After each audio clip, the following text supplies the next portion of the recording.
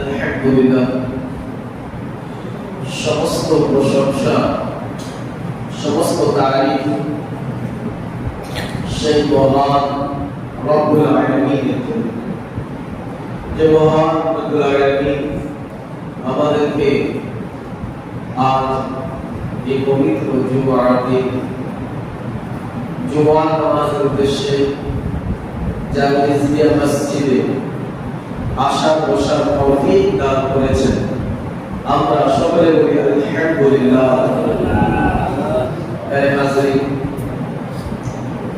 গত জুমাতে আমরা কোরআন কারীম ফুরকান মাজিদের সূরা নম্বর 99 সূরা জিলজালের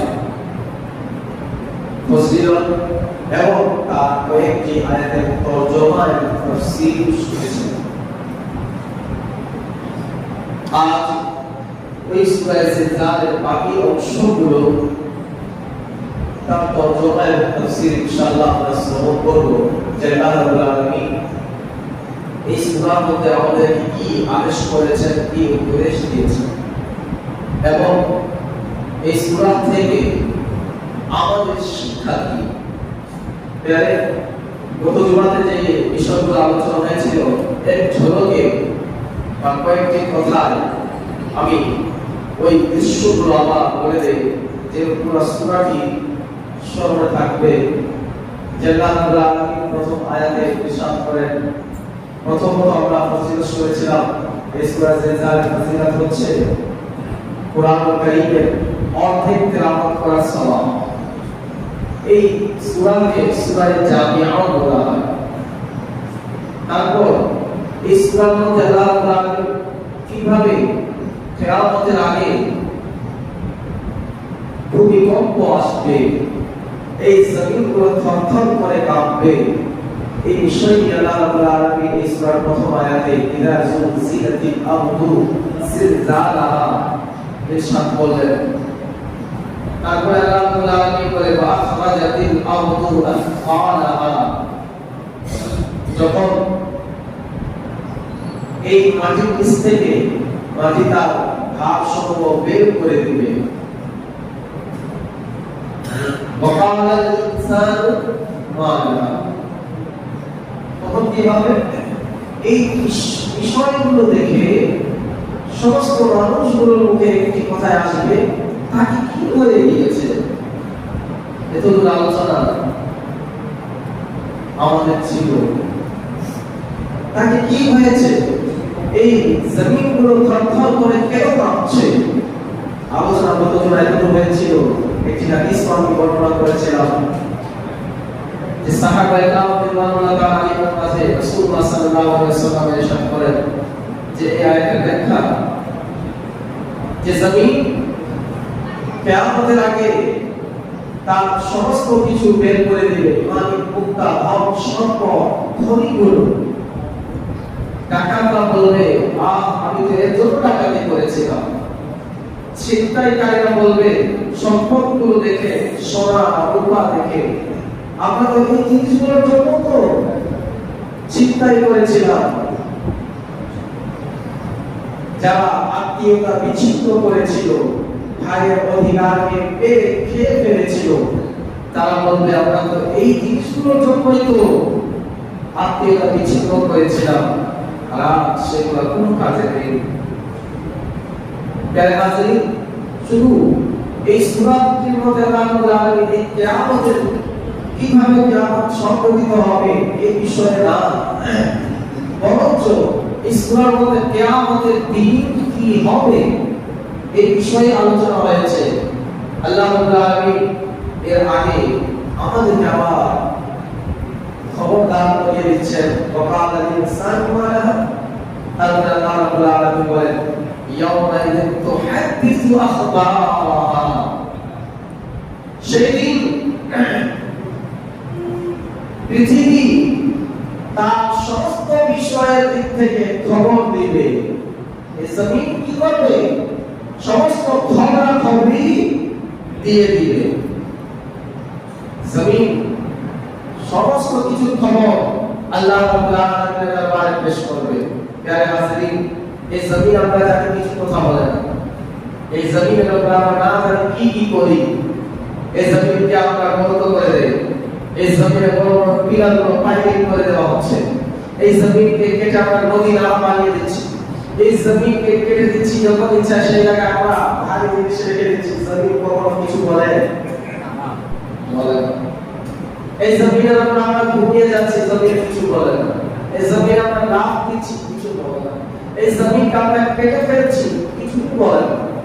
বরঞ্চ এই জমিনকে যখন আমরা কেটে দেই তখন জমিন নিজের সিনাকে আরো বড় করে দেয়, করে না? আপনি কি গত করবেন, আরো গত করবেন, বড় হয়ে যায় না? জমিন নিজের সিনাকে আরো বড় করে দেয়, এত তোমার যত ইচ্ছে। আমরা জানি জমিন কিছু করবে না, কিন্তু কোরআন মাজিদ ইরশাদ করে ইয়াউমাইযিন তুহাদ্দিসু আখবারাহা, সেদিন বা কিয়ামতের দিন এই জমিন সমস্ত খবরাখবরি দিয়ে দিবে, যা খবরগুলো রয়েছে সব আল্লাহ রাব্বুল আলামিনের দরবারে পেশ করবে। যখন জমিন বলবে যে খবর বলে দিবে, কি বিষয়ে খবর দিবে এই বিষয়ে আমি আলোচনা করছি। জমিন যখন সমস্ত বিষয়ের খবরগুলো আল্লাহ রাব্বুল আলামিনকে দিবে, মানব জাতিরা আশ্চর্য হয়ে যাবে, জমিন কিভাবে কথা বলে, জমিন আমার খবর দেয়। আল্লাহ রাব্বুল আলামিন মানুষের এই আশ্চর্যজনক বিষয়গুলোকে আজকে কেউ চিন্তা করতে পারে, জমিন কিভাবে বলবে? আমাদের মাথায় ধ্যানে আসতে পারে, জমিন তো বলতে পারবে না, জমিন কি খবর দিবে? প্যারে আল্লাহ রাব্বুল আলামিন মানুষের এই চেতনাটাকে বুঝানোর জন্য যে দেখো জমিন কিভাবে খবর দিবে, আল্লাহ রাব্বুল আলামিন বলবে আন্না রাব্বাকা আওহালাহা, কেননা জমিন কেন খবর দিবে না? কেননা নিশ্চয়ই আল্লাহ রাব্বুল আলামিন তোমাদের পালনকর্তা, তাকে ওহী করেছেন, তাকে আদেশ করেছেন। এই জমিনকে আল্লাহ রাব্বুল আলামিন কিয়ামতের ময়দানে আদেশ করবেন, বলো তোমার উপরে কি কি ঘটেছে। আহা প্যারে হাজিরিন, আজ আমরা চিন্তা করি, আজ আমি অন্ধকারে আছি, আমাকে কেউ দেখছে না, গুনাহের মধ্যে লিপ্ত হয়ে গেলাম।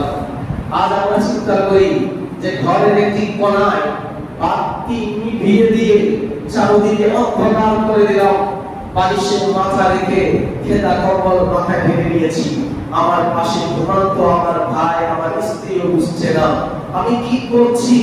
কিন্তু অথচ এই জমিন সব কিছু দেখছে। কাল কিয়ামতের ময়দানে এই জমিন সব খবর দিবে।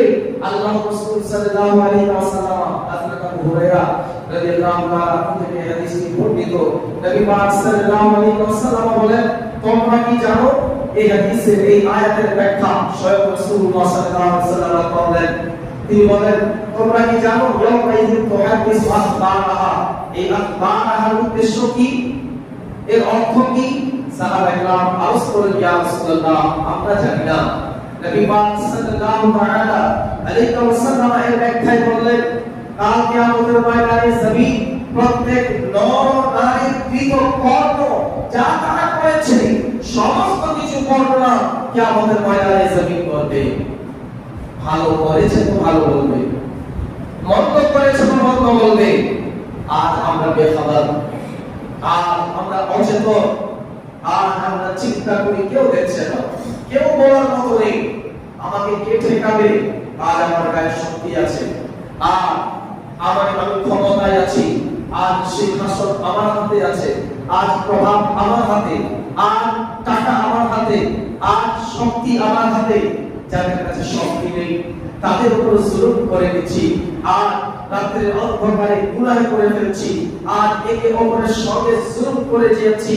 কিয়ামতের ময়দানে যখন এই জমিনগুলো সমস্ত খবর দিতে তারা বলবে, মওলা এই বান্দা ছিল যে ব্যক্তি আমার উপরে অত্যাচার করেছে। যে খবর দেখবা না দেখ, বান্দাকে আমরা জিজ্ঞাসা করবে, হে বান্দা বলো তুমি কি নেক কাজ করেছো? রিওয়ায়াতে হাদিসে পাকে এসেছে, বান্দারা দাঁড়িয়ে যাবে, বলবে, মওলা আমি ইবাদত করেছি।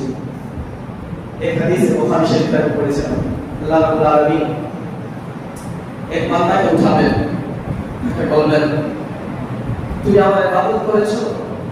সে বলবে, হ্যাঁ মওলা আমি ইবাদত করেছি। কিভাবে? নামাজ পড়েছি। কিভাবে নামাজ পড়েছো? তো কোন কোন বান্দা নামাজ দাঁড়িয়ে যাবে, বলে তারপর সে রুকু করতে পারবে না, ঠিক আছে? আল্লাহ রাব্বুল আলামিন বলে তুমি মিথ্যা বলছো। কেউ বলবে মাওলা তোমার ইবাদত করেছি, সে রুকু করবে, এইভাবে আমি তোমার ইবাদত করেছি। আল্লাহ রাব্বুল আলামিন বলে মাথা উঠাও, সে আর রুকু থেকে উঠতে পারবে না। আল্লাহ রাব্বুল আলামিন বলে তুমি মিথ্যা বলছো। অর্থাৎ এই মানব জাতি কিয়ামতের ময়দানেও তার সফর থেকে আল্লাহ রাব্বুল আলামিন তার মিথ্যা বলবে, নিজেকে বাঁচানোর জন্য বলবে আমি তোমার কাজ করেছি, আমি ইবাদত করেছি, ইবাদত করেছি, তোমাকে রাজি করার প্রত্যেকটি রাস্তা অবলম্বন করেছি। কিন্তু প্রিয় হাজরিন, আজ আমরা এই চিন্তা করি যে গুনাহ করে চুপ করে বেঁচে যাব, আজ আমার শক্তি আছে বলে আমাকে আজ কেউ কিছু বলবে না, আর 10টি গুনাহ করার পরে 10 টাকা মসজিদে দান করে ফেসবুকে ছেড়ে দিব, সবাই আমাকে ভালো বলবে। আজ আমাদের চিন্তা এটা, 1000টি গুনাহ করে দিলাম, আমার আপন ভাইয়ের পুরো জমিন মেরে খেয়ে ফেললাম, তারপর আমি একবার হজ করে চলে আসলাম, ফেসবুকে ছেড়ে দিলাম, আমি পাক সাফ হয়ে গেলাম।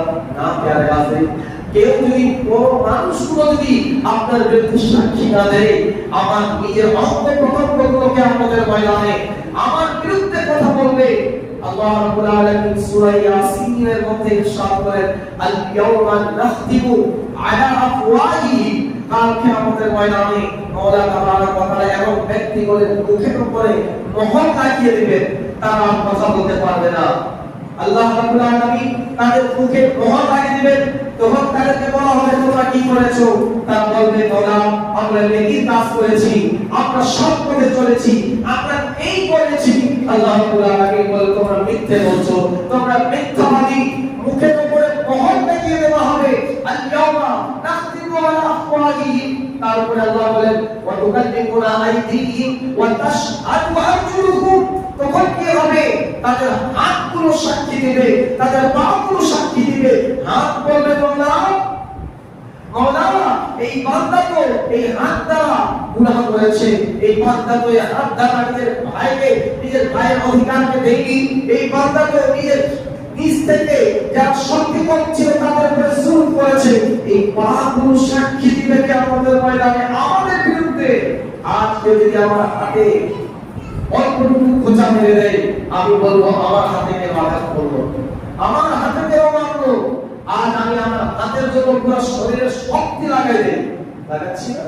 কেউ যদি আমার পায়ে কি খোঁচা মেরে দিল, বা আমাকে বলে দিল তোমার পা ভালো না, আমার পায়ের জন্য আমার পুরো শরীরে শক্তি লাগিয়ে দিচ্ছি, তার বিরোধিতা করছি। আমার হাতের জন্য পুরো শরীরে শক্তি দিয়ে বিরোধিতা করছি। কিন্তু কিয়ামতের ময়দানে আমার হাত, আমার পা, আমার চোখ, আমার নাক, আমার প্রত্যেকটি অঙ্গ প্রত্যঙ্গ আমারই বিরুদ্ধে কথা বলবে। কেননা আমি মিথ্যা বলতে পারি যে জিনিসগুলোকে আল্লাহ বানিয়েছেন, এই হাত, এই পা, এটা তো আল্লাহ বানিয়েছেন, তারা আল্লাহ রাব্বুল আলামিন নাফরমানি করবে। প্রিয় হাজরিন, তো এই পুরো জমিন কাল কিয়ামতের ময়দানে আমরা কি করেছি সব বিষয় নিয়ে খবর দিবে। আজ আমাদের সমাজের মধ্যে বিশেষ করে যে বিষয় নিয়ে, আগে তো এমন ছিল যারা জুয়া খেলতো, যারা নেশা করতো, তাদের একটি আলাদা পার্সোনাল জায়গা ছিল, লোকজনের সামনে জুয়া খেলতো না, মানুষ দেখলে খারাপ বলবে। এই সমাজ নষ্ট হয়েছে। মসজিদ আছে, মসজিদের সামনে রেখে জুয়া খেলছে, আছে না? বলেন মিথ্যা বলছি? মসজিদ আছে, মসজিদের সামনে বসে জুয়া খেলা হচ্ছে। মাদ্রাসা আছে, মাদ্রাসার সামনে বসে জুয়া খেলা হচ্ছে। শিক্ষা প্রতিষ্ঠান আছে, তার পাশেই নেশাগ্রস্ত জিনিসগুলো, নেশাদ্রব্য জিনিসগুলো বিক্রি করা হচ্ছে। শিক্ষা প্রতিষ্ঠান তাও ইজ্জত করা হচ্ছে না। মাদ্রাসা আছে, মসজিদ আছে, তাও সম্মান করা হচ্ছে না। আমার কথার উদ্দেশ্য এটা না যে গোপনে খেলতে সেটা যায়, কথাটা মনে রাখবেন।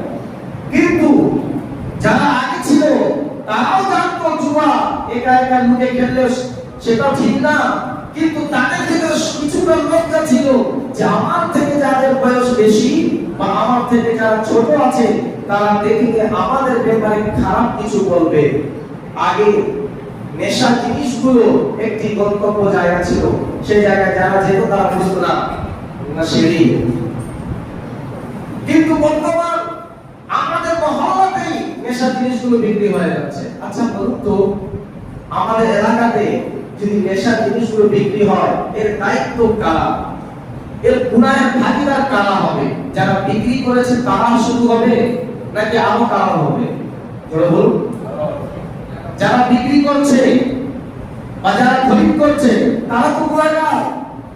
আমার মহল্লাতে, আমার এলাকাতে যারা যারা বিক্রি করছে বা যারা জুয়া খেলছে, তাহলে হাজরিন এই জামিয়া মসজিদ থেকে আমি আজকে প্রকাশ্য ভাষায় বলে দিচ্ছি, যারা খরিদ করছে, যারা নিচ্ছে, যারা বিক্রি করছে, শুধু তারা গুনাহগার না, যাদের শক্তি আছে, যারা দেখার পরেও চুপ আছে, তারাও গুনাহগার হবে। ঠিক। যারা দেখছে যে আমার সামনে তারা জুয়া খেলছে, মসজিদ সামনে সামনে টিভি রেখে দিয়ে আইপিএল জুয়া খেলা হচ্ছে, হচ্ছে না? ভিড় লাগানো হচ্ছে, এইদিকে মসজিদ আছে, এইদিকে স্কুল আছে, তার গলিতে ভিতরে ঢুকে তারা ইয়াবা ফেন্সিলের মতো নেশা জিনিসগুলো বিক্রি করছে। যারা দেখেছে সচক্ষে, তারা তার বিরোধিতা যদি না করে, প্যারে হাজরিন, শুধু এই বিক্রেতা ক্রেতা তারা গুনাহগার না, যাদের শক্তি থাকার পরেও। কেননা রাসূলুল্লাহ সাল্লাল্লাহু আলাইহি ওয়াসাল্লাম বলেছেন, তোমরা প্রত্যেকটি খারাপ বিষয়ের প্রতিবাদ করো। কিভাবে? যদি তোমার গায়ে শক্তি আছে তো শক্তি প্রয়োগ করো, তার প্রতিবাদ করো। আর যদি আমার সেরকম শক্তি নেই, তো আমার শুধুমাত্র যদি কথা দেওয়া হয়ে যেতে পারে, তো আমার জবান দ্বারা তার প্রতিবাদ করতে হবে। এটা হচ্ছে একটি ইমানের একটি স্তর। প্রথম স্তর কি ছিল? গায়ের শক্তিকে তার প্রতিবাদ করা। যেই জিনিসগুলো আল্লাহ এবং তার রাসূলকে নারাজ করে, তার প্রতিবাদ করতে হবে গায়ের শক্তি দিয়ে। আর যদি আমার ক্ষমতা তেমনটি না থাকে, তবে জবানের শক্তি দ্বারা আমাকে তার প্রতিবাদ করতে হবে। ঠিক কিনা? এখন তো খুব সহজ হয়ে গিয়েছে। এখন আপনি দেখবেন, যদি আপনাদের এলাকাতে কেউ জুয়া খেলছে, তার ছবি উঠায় দেন, ফেসবুকে ছেড়ে দেন, আরে ভাইরাল করুন। 99 আপনি কমপ্লেইন জানান, দেখেন তো আপনি পুলিশ প্রশাসন করে দিচ্ছে কিনা। পরবর্তীতে কিছু টাকা নিয়ে তারা আবার চাইবে, আবার টাকা পাঠান, অসুবিধা নেই, চলতে থাকুক। শ্বশুর বাড়ি যাক, মায়ের বাড়ি আসো। ঠিক কিনা? কারো লাগছে নাকি আমার কথা? প্যারে হাজরিন, রাসূলুল্লাহ সাল্লাল্লাহু আলাইহি ওয়াসাল্লামের দ্বিতীয় ইমানের স্তর হচ্ছে জবান থেকে তার প্রতিবাদ করা। আর যদি এটাও তোমার থেকে না হয়ে থাকে, তবে অন্তরে অন্তরে কমপক্ষে তুমি তাকে ঘৃণা করো। কিন্তু আজ তো কিছু না, ঘৃণা খেলে उसका ईमान वो जाने, मेरा ईमान मैं जाने। না প্যারে হাজরিন, তার ঈমান তার সঙ্গে না, আমার ঈমান আমার সঙ্গে না, এই কথা শুধু বলে দিলে চলবে না। হ্যাঁ, তার ঈমান সে যেটাই করবে তার প্রতিফল সে তো পাবে। কিন্তু আল্লাহ রাব্বুল আলামিন দুনিয়াতে আমাকে পাঠিয়েছেন, আমারও তো কিছু কর্তব্য আছে। শুধু একা একা চলার নাম জীবন না। নবী সাল্লাল্লাহু আলাইহি ওয়াসাল্লাম যদি এরকম হতো, তবে আল্লাহ রাব্বুল আলামিন দুনিয়াতে নবী রাসূল ওলিগণকে পাঠাতেন না। মানুষের হেদায়েতের জন্য এত আলেম ওলামাদের কোনো প্রয়োজনই ছিল না। আলেম ওলামারা এইভাবে জ্ঞান অর্জন করে তারা নিজ নিজ জঙ্গলে গিয়ে ইবাদতে মগ্ন থাকতো না? তারা বলতো না আমি ঠিক, সব ঠিক। আজ কিছু কিছু লোগों की बात है, आप ठीक तो सब ठीक, जाए सब कुछ অন্য কথা বলে, ঠিক কি না? কিন্তু গুনাহের কুণ্ডলা এক আল্লাহ ওলি, আল্লাহ রাব্বুল আলামিন তাকে কিছু কথা দিয়েছিলেন। আরেকজন তার বন্ধু, তিনি আল্লাহর ওলি, তিনি নদীর ধারে বসেছিলেন, কাঁদছেন। যিনি তার বন্ধু, তিনি কাঁদলেন আল্লাহর ওলি, তার সঙ্গে সাক্ষাৎ করলেন। বল ব্যাপারটা আপনি কেন কাঁদছেন? তিনি বলতে লাগলেন, আমি যে এলাকায়, যে শহরে ছিলাম, ওই এলাকার লোকগুলো খুব গুনাহগার ছিল, পাপিষ্ঠ ছিল। আমি আল্লাহ রাব্বুল আলামিনের একমাত্র ফরমাবরদার বান্দা ছিলাম, সবাই গুনাহ করত। আমি চিন্তা করলাম যে তাদের সঙ্গে আমার কি সাথ, আমি আল্লাহ আল্লাহ করব, আমি আমার জান্নাত নিয়ে যাব। কিন্তু আমি যখন এই এলাকাটি ছেড়ে দিয়ে আমি এই জঙ্গলে চলে আসলাম, আল্লাহ রাব্বুল আলামিন আমার সমস্ত বেলায়েতগুলো ছিনে নিলেন, আমার বেলায়েত জব্দ করে নিলেন। আল্লাহ রাব্বুল আলামিনের পক্ষ থেকে হুকুম আসলো যে তুমি শুধু নিজের কথা চিন্তা করেছো, শুধু নিজেই না, নিজেই বাঁচো এবং তোমার এলাকার লোকজনকে বাঁচাও। তো প্যারে হাজরিন, মনে রাখবেন, এই জমিনগুলো কিয়ামতের ময়দানে খবর দিবে। আর আপনি লুকে হোক বা প্রকাশ্যে হোক যেভাবে জুয়া খেলছেন, যেভাবে গুনাহের কাজ করা হচ্ছে, যেভাবে বেপরদাহি হচ্ছে, যেভাবে বেপরোয়া আমরা এভাবে ঘোরাফেরা করে যাচ্ছি, প্যারে হাজিরিন চিন্তা করিয়েন না কালকে আমাদের ময়দানে যাকে আপন পেয়েছি তারাই আমাদের বিরুদ্ধে কিয়ামতের ময়দানে আল্লাহ রাব্বুল আলামিন দরবারে নালিশ করে দিবে। প্যারে যারা ভালো করেছে তাদের জন্য ভালো, আর যারা গুনাহ করেছে গুনাহ। রাসূলুল্লাহ সাল্লাল্লাহু আলাইহি ওয়াসাল্লাম বলেছেন মসজিদ কিয়ামতের ময়দানে তাদের নামাজীদের জন্য শাফাআত করবে। এই মসজিদের জায়গা তারা বলবে মাওলা এই জায়গাতে বসে বসে এই বান্দারা তোমার ইবাদত করেছিল, তোমার দরবারে সিজদা করেছিল, তোমার নামে তাসবিহ করেছিল। তো যারা নেকি করবে এই খবরগুলো কালকে আমাদের ময়দানে এই জমিন দিবে, যারা গুনাহ করেছিল তাদের এই গুনাহের কাজগুলো কালকে আমাদের ময়দানে এই জমিনগুলো সব কিছুই বলবে। আর ওই সময় আমাদের হাতে করার কিছুই থাকবে না। তাই প্যারে হাজির আজ আমাদের হাতে সময় আছে, যখন যেই জায়গায় আমরা দাঁড়িয়ে গুনাহ করি বা নেকির কাজ করি এই সব বিষয়টা আমাদের ময়দানে আল্লাহ রাব্বুল আলামিন সব তো জানেন। তিনি একটি ফয়সালা করে দিলে হতো, কিন্তু আল্লাহ রাব্বুল আলামিন আদল করবেন, ইনসাফ করবেন। আমাদের বিরুদ্ধে যদি গুনাহ হয়ে থাকে তবে একটি সাক্ষীও রাখবেন এই জমিন, যেই জায়গায় তুমি এই কর্ম করেছো, যেই জায়গায় তুমি পাপ করেছো ওই জায়গা থেকে আল্লাহ রাব্বুল আলামিন সাক্ষী হিসেবে রাখবেন। যাই হোক, এর পরবর্তী আয়াতে আমরা যাই। আল্লাহ রাব্বুল আলামিন বলেন ইয়াউমাইযিন ইয়াসদুরু নাসু আশতাতা লিয়ুরাউ আ'মালাহুম। ওই দিন মানুষরা বের হয়ে আসবে, লোকজন কিয়ামতের ময়দানে বের হয়ে আসবে। কিভাবে বের হয়ে আসবে? গোত্র গোত্র হয়ে। আশতাতার অর্থ হচ্ছে গোত্র গোত্র, আলাদা আলাদা ক্যাটাগরি হয়ে আসবে। একটি গোত্র আলাদা হয়ে আসবে, আরেকটি গোত্র আলাদা। এরপরে কি তাফসীর ওলামায়ে কেরাম বলেছেন, কেউ কেউ বলেছেন এইভাবে যে কিয়ামতের হিসাব কিতাব হওয়ার পরে যখন জান্নাতীরা জান্নাতে যাবে ডান দিকে, জাহান্নামীরা জাহান্নামে যাবে বাম দিকে, ওই সময়ের কথা বলা হয়েছে যে গোত্র যাবে জান্নাতে আর এর গোষ্ঠী যাবে জাহান্নামে।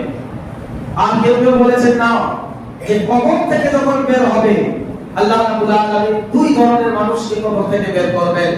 এক ধরনের ব্যক্তি হবে যাদের ডান হাতে আল্লাহ রাব্বুল আলামিন আমলনামা দিবেন, আরেক ধরনের ব্যক্তিরা হবে যাদের বাম হাতে আল্লাহ রাব্বুল আলামিন আমলনামা দান করবেন।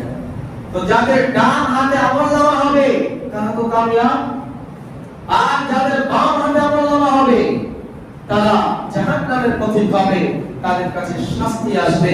প্রিয় হাজিরিন, আল্লাহ রাব্বুল আলামিন বলেন ওই দিন মানুষেরা গোত্র গোত্র হয়ে বেরিয়ে আসবে। কিসের জন্য? লিয়ুরাউ আ'মালাহুম, যেন তারা নিজের আমলগুলো দেখতে পারে। লিয়ুরাউ আ'মালাহুম, তারা নিজ নিজ আমলগুলো দেখবে। আর আমি কালকে কি গুনাহ করেছি ভুলে গিয়েছি, আর এতদিন হয়ে গিয়েছে দুনিয়াতে আসার আমাদের, কখন কি গুনাহ করেছি আজ আমাদের সব স্মরণে নেই। ভালো কাজও স্মরণ নেই, এমন কি হতে পারে, কিন্তু মানুষ গুনাহ জলদি ভুলে যায়, ভালো কাজ ভুলে না। আপনি এক ব্যক্তিকে দেখবেন যদি কোনদিন 10 টাকা দিয়ে দিয়েছেন, সেটা আপনার মনে থাকবে, সারাদিন আমরা তোমার মদদ পেয়েছি, অথচ 10টি কথা যে শোনাইছি এটা মনে থাকবে না, ঠিক কি না? আর যদি আমার কাছে যদি সাহায্য সহযোগিতার জন্য আসে, আগে 10টি কথা আগে শোনাবো লো, তারপরে কোনদিন যদি সাক্ষাৎ হয়ে যায় ভুলবে কোনদিন তোমারই মদদ কি দিয়ে আমরা হয় কি না? তো মানুষ যে গুনাহগুলো জলদি করে যায়, আর প্যারে হাজিরিন কিন্তু কিয়ামতের ময়দানে বান্দা যে যে গুনাহ করেছে, যে যে নেক আমল করেছে, এই গুনাহ আ'মালাহু সব কিছু তাকে দেখানো হবে, তারা দেখবে। এমন কোনো গুনাহ হবে না, এমন কোনো নেকি হবে না যা চোখ থেকে উচ্চ হবে, সে সব কিছু দেখতে পারবে। এটা না যে ছোট বিষয়গুলো সে দেখতে পারবে না। আল্লাহ রাব্বুল আলামিন আগে ইরশাদ করে দিলেন ফামান ইয়া'মাল মিসকালা যাররাতিন খায়রান ইয়ারা ওয়া মান ইয়া'মাল মিসকালা যাররাতিন শাররান ইয়ারা। এমনকি ওই বান্দা যদি যাররা বরাবর যদি কোন নেকির কাজ করে থাকে সেটাও সে কিয়ামতের ময়দানে দেখবে।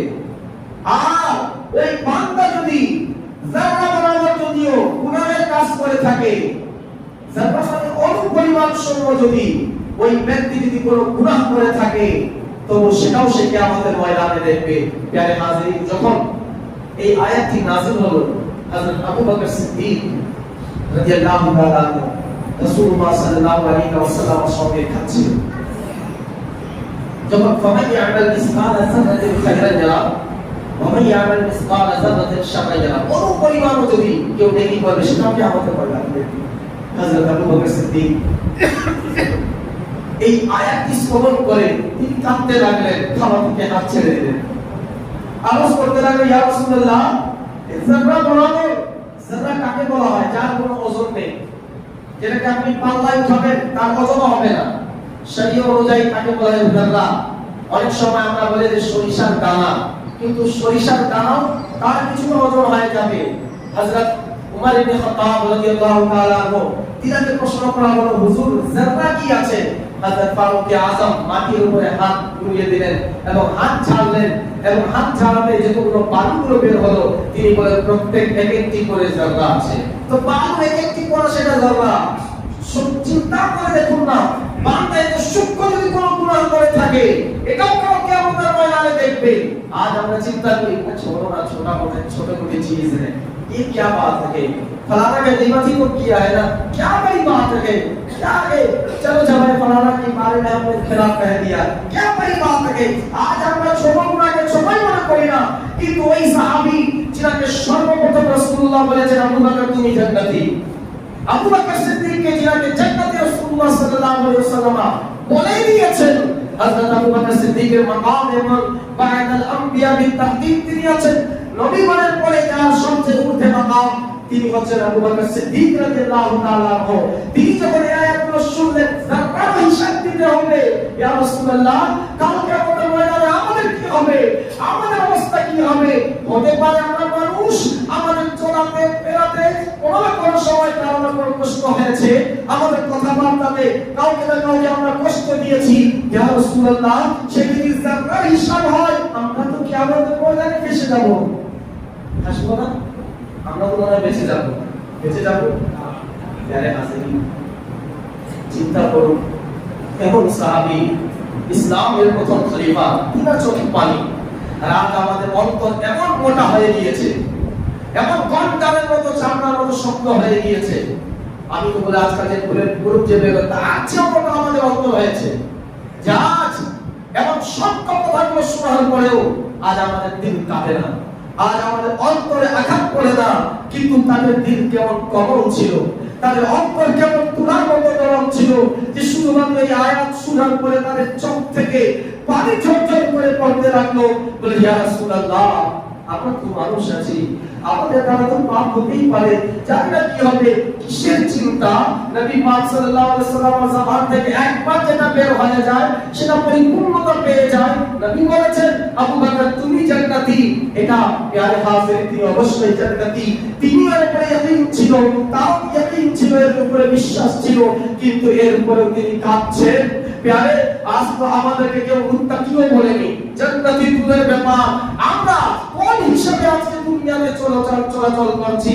প্রিয় নবী পাক সাল্লাল্লাহু আলাইহি ওয়াসাল্লাম তার প্রিয় বন্ধু আবু বকর সিদ্দিকের অবস্থা যখন এমন দেখলেন, রাসূল আকরাম সাল্লাল্লাহু আলাইহি ওয়াসাল্লাম বলেন, হে আবু বকর তুমি চিন্তা করিও না, তুমি টেনশন করিও না, আল্লাহ রাব্বুল আলামিন হ্যাঁ প্রত্যেকটি যারা হিসাব করিবেন, যারা যারা পরিমাণ নেকি করেছে তারাও দেখবে, যারা যারা পরিমাণ গুনাহ করেছে তারাও দেখবে। কিন্তু মনে রেখো যারা মুমিন হবে, যারা মুমিন হবে তারা যদি যারা বরাবর কোনো গুনাহ করে থাকে আল্লাহ রাব্বুল আলামিন সেটা দুনিয়াতে কষ্টের মাধ্যমে তাদেরকে পার করে দিবেন। দুনিয়াতে যে কষ্ট হয় তোমাদেরকে, ওই যে যারা যারা যে গুনাহ হয় থাকে, ওই গুনাহকে আল্লাহ রাব্বুল আলামিন দুনিয়াতে কষ্ট দিয়ে তাদেরকে পার করে দিবেন। এরপরে রাসূলুল্লাহ সাল্লাল্লাহু আলাইহি ওয়াসাল্লাম বলেন, যারা কাফের হবে, যারা মুশরিক হবে, বিধর্মীরা হবে, যারা যারা বরাবর নেকির কাজ করেছে, বেশিও করতে পারে বললেন, যারা বরাবর নেকির কাজ করেছে এর প্রতিদান আল্লাহ রাব্বুল আলামিন তাদেরকে দুনিয়াতে দিয়ে দিবেন। আখিরাতের ময়দানে এর বিনিময়ে যারা কিছু পাবে না, তারা একমাত্র জাহান্নামী হবে। প্যারে হাজিরিন, চিন্তার বিষয়। আর আমরা যে দুনিয়াতে আরাম চাই, আজ আমরা চিন্তা করি দুনিয়াতে আরামে বসবাস করি, কিন্তু মনে রাখবেন দুনিয়াতে আরাম যদি শুরু থেকে শেষ পর্যন্ত কেউ যদি পেয়ে যায়, তবে সে নিজের ঈমান নিয়ে একবার চিন্তা করবে। নিজের ঈমান একবার চিন্তা করবে যে আমি এত আরামে আছি, জানি না আমার অবস্থা কি হচ্ছে। এই সাহাবিয়া, তার বিয়ে হয়ে এলো একজন সাহাবী রাসূল থেকে। তিনি কয়েক বছর যখন পার হলো, হঠাৎ একদিন তিনি নিজ স্বামীকে বলতে লাগলেন, আপনি আমাকে তালাক দিয়ে দিন। তার স্বামী অবাক হয়ে বলতে লাগলেন, তিনি সাহাবী ছিলেন, কিসের বিষয়ে তালাক চাচ্ছ? কোন অধিকার আছে যেটা আমি পূরণ করিনি, বা কোনদিন তোমার সঙ্গে ঝগড়া করেছি, কি হয়েছে? কিন্তু তার স্ত্রী কিছুই বলেন না। তিনি বলেন, আমি কিছুই জানি না, বাস আপনি আমাকে তালাক দিয়ে দিন। তিনি বলেন, না, তুমি আমার কাছে যদিও না বলো, রাসূলুল্লাহ সাল্লাল্লাহু আলাইহি ওয়াসাল্লাম দরবারে বসে বলবেন, চলো ফয়সালা ওখানে হবে। তিনি বলেন, ঠিক আছে, যখন ফয়সালা হবে ওই জায়গায় যাই আমরা। কিছু দূর যাচ্ছিলেন, হঠাৎ করে ওই সাহাবী একটি পাথরের সঙ্গে আঘাত খেয়ে পড়ে গেলেন। তার পায়ে আঘাত পেলেন এবং রক্ত বের হতে লাগলো। তার স্ত্রী তিনাকে বাসায় আবার নিয়ে আসলেন। ওই জামানার যা ব্যান্ডেজ ছিল, যেভাবে ছিল, মলম লাগিয়ে দিলেন। সাহাবী রাসূল তিনি দাঁড়ান বললেন, চলো এখন আমি কিছুটা সুস্থ আছি, হাঁটতে পারি, চলো নবীর দরবারে বিচার হবে, কেন তুমি তালাক চাও? ওই সাহাবীর স্ত্রী তিনি পড়ে গেলেন কদমে, আর বলতে লাগলেন, হে আমার স্বামী, আর আমি তালাক চাই না, আর আমি তালাক চাই না। সাহাবী রাসূল আরজ করে, দেখো, যদি আমি তোমার উপযুক্ত না হয়ে থাকি তবে অবশ্যই তালাক হবে। এখন তুমি আমার ঘাটে দেখে চিন্তা করছো যে তুমি আমি কষ্টতে আছি তাই তুমি তালাক নিবে না, আমি ঠিক আছি, অসুবিধা নেই। তিনি বলতে লাগলেন, না না না, আপনার ভাইয়ের জন্য না, আসল কথা হচ্ছে 2-3 বছর হয়ে গিয়েছে আপনার নিকাহে আমার আশা, কিন্তু এই 2-3 বছরে আমি কোনোদিন দেখিনি আপনি কোনো মুসিবতে পড়েছেন, আমি কোনোদিন দেখিনি আপনার উপরে কোনো বিপদ এসেছে, আমি কোনোদিন দেখিনি যে আপনার আল্লাহ রাব্বুল আলামিন আপনাকে কোনো রোগ দিয়েছেন। তাই আমি চিন্তা করলাম যে রাসূলুল্লাহ সাল্লাল্লাহু আলাইহি ওয়াসাল্লাম বলেছিলেন, আল্লাহ রাব্বুল আলামিন মুমিন বান্দাদেরকে মুসিবত দিয়ে পরীক্ষা করে থাকেন। আল্লাহ রাব্বুল আলামিন মুমিন বান্দাদের গুনাহগুলোকে পরীক্ষা দিয়ে, কষ্ট দিয়ে তাদের গুনাহগুলোকে মুছে দিয়ে থাকেন। আল্লাহ রাব্বুল আলামিন যে মুমিন থেকে রাজি হয়ে যান, তাকে মুসিবতে ফেলে দিয়ে থাকেন। আমি 2-3 বছর হয়ে গেল আপনার নিকাহে আসা, কিন্তু কোনোদিন মুসিবতে আপনাকে দেখিনি, কোনোদিন আপনার শরীর খারাপ হয়েছে কোনোদিন দেখিনি। আমি চিন্তায় পড়ে গেলাম যে আমি এমন ব্যক্তির সঙ্গে সংসার করছি যার থেকে আমার আল্লাহ নারাজ, তাই আমি তালাক চাচ্ছিলাম, কিন্তু আজ আপনার পায়ে আঘাত পেয়েছে, আমি বুঝতে পেরেছি আমার আল্লাহ আপনার থেকে রাজি আছে। আমার কথা বলার উদ্দেশ্য এটা যে কাল কিয়ামতের ময়দান হবে, কিয়ামতের ময়দানে প্রত্যেকটি জান্নাতের আমাদের হিসাব দিতে হবে। এবং তিনা নবী পাক সাল্লাল্লাহু আলাইহি ওয়াসাল্লাম হযরত মুআয রাদিয়াল্লাহু তাআলা এর সামনে রাখেন। আজ আমরা গুনাহ তো করেই থাকি, কিন্তু সবচেয়ে বড় ভয়াবহ গুনাহ, সেই বিষয়ে আজকে কথা বলছি। হযরত মুআয রাদিয়াল্লাহু তাআলা কে ডাকলেন, সামনে ছিলেন, তিনাকে বললেন, মুআয, ডাকার পরে রাসূলুল্লাহ নিজের জিহ্বাকে ধরলেন, এইভাবে নিজের জিহ্বাকে ধরে বলতে লাগলেন, আল্লাহর কসম, হে মুআয, তুমি এটাকে সামনে রাখবে, কারণ আমি নবী সাল্লাল্লাহু আলাইহি ওয়াসাল্লাম দেখেছি যে জাহান্নামে এটারই কারণে অনেক বান্দারা জাহান্নামে যাবে। এই জিহ্বার কারণে, জিহ্বাকে ধরে রাসূলুল্লাহ সাল্লাল্লাহু আলাইহি ওয়াসাল্লাম বললেন, এই জিহ্বার কারণে অনেক বান্দাকে আমি জাহান্নামে দেখেছি। প্যারে হাজিরিন, হযরত মুআয বললেন, ইয়া রাসূলুল্লাহ, এই জবানের কারণে? নবী পাক সাল্লাল্লাহু আলাইহি ওয়াসাল্লাম বললেন, হ্যাঁ, তোমরা যে জবান থেকে যে কথাগুলো বলো, এই কথাগুলোর কারণে, অর্থাৎ আমাদের কথা, যে কথাগুলো আমরা বলে আমরা চিন্তা করি বা সেটা বলে দিলাম চলে গেল, বলতে কাম কথা হাঁটাইয়ে তো ছড়িয়ে না। আজ আমরা কষ্ট দিয়ে দিলাম, আরে হাঁটাইয়ে তো ছড়িয়ে না, বাচ্চারা আপনি তার মনে কতগুলো কষ্ট দিয়েছেন একবার চিন্তা করেছি? আজ সারাদিন আমরা যদি 100টি কথা বলি, একটা হিসাব আমি বলছি, 100টি যদি কথা বলি, আপনারা হিসাব করে দেখবেন 98টি কথা আমরা কারো না কারো বিরোধ করছি, আর মাত্র 2টি কথা কোন কাজের কথা বলছি, বাদ বাকি 98টি কথা আপনি বলবেন আমি তো ফলানা তেজারতে বাদ রাখা হলে তেজারত সারা দিনের কথা আমি বলছি। 198% কথা আমাদের সারা দিনের। আপনি দেখবেন অন্য মানুষের বিপদ হয়ে থাকে, তারপরে আমি হাজির, তারপরে আমি মুমিন বান্দা, তারপরে আমি আশা করি আমি জান্নাতে চলে যাব। জান্নাতে তো সস্তা আছে। নবী পাক সাল্লাল্লাহু আলাইহি ওয়াসাল্লাম এই জামানকে সামনে বলেছেন। প্যারে হাজিরিন, এই আয়াতগুলো আরেকটি শানে নজুল আছে, যেহেতু সময় অনেক হয়েছে, বাস আজকে আমি শেষ করব। 2-4 মিনিট আপনাদের সময় আছে, আমি 2 মিনিট বেশি না, আর 2 মিনিটের কথা শেষ করব। প্যারে হাজিরিন, রাসূলুল্লাহ সাল্লাল্লাহু আলাইহি ওয়াসাল্লাম বলেন যে এই আয়াতটি ওই জন্য নাযিল হলো যে ওয়াইতুইমুনা তুআম আলা হুব্বিহি, যখন এই আয়াতটি নাযিল হলো যে ওই ব্যক্তিরা যারা দরিদ্র ব্যক্তিদেরকে দান করতে, খাওয়া দিতে পছন্দ করেন, ভালোবাসেন, তাওশী ব্যক্তির ব্যাপারে যখন ওয়াইতুইমুনা তুআম আলা হুব্বিহি এই আয়াতটি নাযিল হলো, তখন দুই ধরনের ব্যক্তি হলেন। এক ব্যক্তি চিন্তা করলেন যে দান করা বা কাউকে খাওয়ানো এটা বড় বড় বিষয়, এক প্লেট ভাত খাওয়াইলে সওয়াব পাওয়া যাবে। আর কেউ এটা চিন্তা করলো যে বড় গুনাহ করলে গুনাহ হবে। তখন আল্লাহ তাবারাক ওয়া তাআলা এই আয়াতটি নাযিল করলেন, ফামান ইয়ামাল মিসকালা যাররাতিন খায়রান ইয়ারা ওয়া মান ইয়ামাল মিসকালা যাররাতিন শাররান ইয়ারা, যে শুধুমাত্র বড় বড় জিনিস না, এক প্লেট ভাত, এক প্লেট বিরিয়ানি বা একটি রুটি টুকরা, একটি রুটি না। রাসূলুল্লাহ সাল্লাল্লাহু আলাইহি ওয়াসাল্লাম বললেন, তুমি যদি একটি খেজুরও দান করো, সেটাও হতে পারে কাল কিয়ামতের ময়দানে তোমার জন্য শাফাআতের জরিয়া। হযরত আয়েশা সিদ্দিকা রাদিয়াল্লাহু তাআলা আনহা থেকে হাদিসে পাক বর্ণিত, তিনি বলেন যে নবী পাক সাল্লাল্লাহু আলাইহি ওয়াসাল্লাম বলেছেন, হে আয়েশা, একটি খেজুর হলে সাদকা করো, যেন কিয়ামতের ময়দানে এই খেজুর তোমার জন্য শাফাআত করবে, তোমাকে জান্নাতি বানিয়ে দিবে। প্রিয় হাজিরিন, অন্যান্য হাদিসের সারমর্ম থেকে এটাই পাওয়া যায়, একটি খেজুরও শুধু না, নবী পাক সাল্লাল্লাহু আলাইহি ওয়াসাল্লাম এটাও বলেছেন, যদি অর্ধেক খেজুর হয় তবুও তুমি সাদকা করে দাও। অর্ধেক খেজুর যদি হয় সেটা তুমি সাদকা করো, যেন কাল কিয়ামতের ময়দানে জান্নাতি হতে পারো। আর যদি তোমার কাছে খেজুর না হয়ে থাকে, তো হাদিসে পাক রাসূলুল্লাহ বলেন, একটি খেজুর হলে সাদকা করো। আর যদি সেটা না হয়, তবে মুমিন ভাইকে দেখে তুমি মুচকি হাসি দিয়ে দাও, এটাই হবে তোমার জন্য সাদকা। মুমিন ভাইকে দেখে কি বলো? বলুন না, মুচকি হাসি দিয়ে দাও, এটা হবে সাদকা। आज तो हंसना दूर की बात है, आज हम हंसवाना जानते हैं कि देखना फलाना कैसे हो करके आ रहा है, ठीक की ना।